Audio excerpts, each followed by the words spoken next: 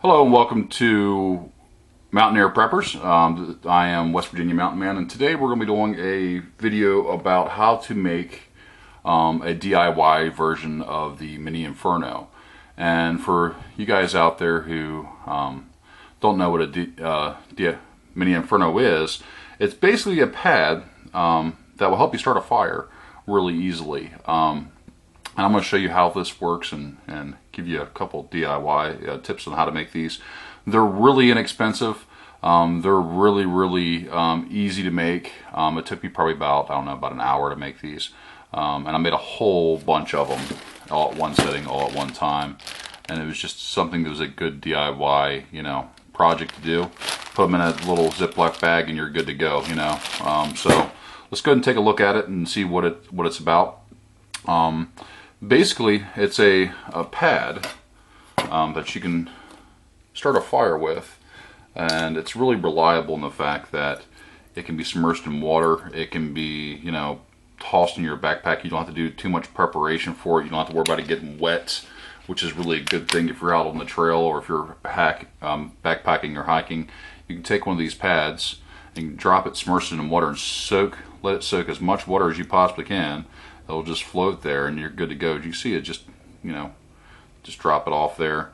And it'll take fire from a lot of different places in a lot of different ways. You can use your fire stick, you can use a lighter, you can use just about anything to catch a spark.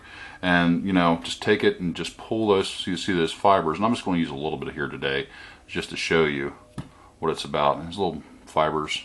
And put this aside here. And then you take your lighter, or if you're using fire still, whatever else, and it just goes. And it's really easy to get going. And it'll just sit there and burn for like 10-15 minutes. Let you get a fire started. Really easy kind of a thing to have in your prep bag, your bug out bag, in case of emergencies or start a fire. Either your wood stove, or you might have a outdoor fire. Just a really easy tinder to get things going and put in your supply bag. So this is how you make them. Really easy stuff, and it's all stuff you can find around your local stores. This is Swiss purse, 100% cotton rounds. They're use these to take off makeup. You find these in the makeup aisle, and I'll have a link here. I got these at Walmart. They were only like $1 and something. Here's the barcode. Put this around here. So if you got a barcode scanner, you can probably scan this in the video and get the barcode. I'll also have a link in the description there. About what these are, and you get a whole pack of these. Actually, these come with 2 sets of packs of two of these packs, and they're just really cheap and inexpensive. And this is what they look like before you do anything to them. So we'll pull one of these out. They're just cotton swabs, cotton makeup pads. Really easy, really cheap, really inexpensive, really fluffy. You tear these apart. They've got nice little hairs there that you can see, and that's step one. Get some of these. You can do all these at once. The next thing you're going to need to coat these in is going to be some wax. Now, there's a lot of different wax you can use. Candles that you've got left over that you burnt down. I went ahead and got the this is cream candle wax. I got this at Joann's or at Michael's. It's a 2-pound thing. I think it cost me about $10, $15. Again, I'll have a link in this too. And it's just a wax, so it's really easy to get that. And we're talking about cents, like pennies on the dollar, to make these things. And there is, if you want different colors, you don't have to have different colors, but if you would like them to have different colors, I got this in a plastic bag just to keep it all together and keep it from falling apart, stuff like that. You can go the same place. You can go to, let me see here. These are little dye blocks for candle wax. And this was only like $1 or $2 or something like that. It wasn't that expensive. and you just put a little bit with how many directions on the back. After your wax is completely melted, add about 1/8 of the concentrated dye block to 1 pound of candle wax. So it's not a really hard thing. You can mix these colors up and make different colors. It comes in blue, yellow, green, and red. So you can make different types of colors of these if you want to. Not really a hard thing to do.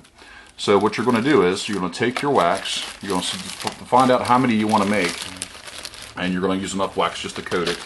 And then you can use a lot of different things. The reason that these light up so well is because there is a type of oil in this. You can use lantern oil, you can use citronella oil if you want to get bugs and stuff like that away. You can use, hell, you could use cooking oil if you wanted to. Just any kind of oil. And the reason that you want to use oil is because whenever you drop that oil in, just like the candle wax, you drop that in water, it's not going to, dilute it. It's not going to wash it off or anything like that. So you would basically go ahead and get your pot and get the wax melted. You can use a lot of different things. You can use a stove. Here's a little little can, little sterno cooking fuel thing. You can use that to melt it down. It doesn't take that much temperature at all.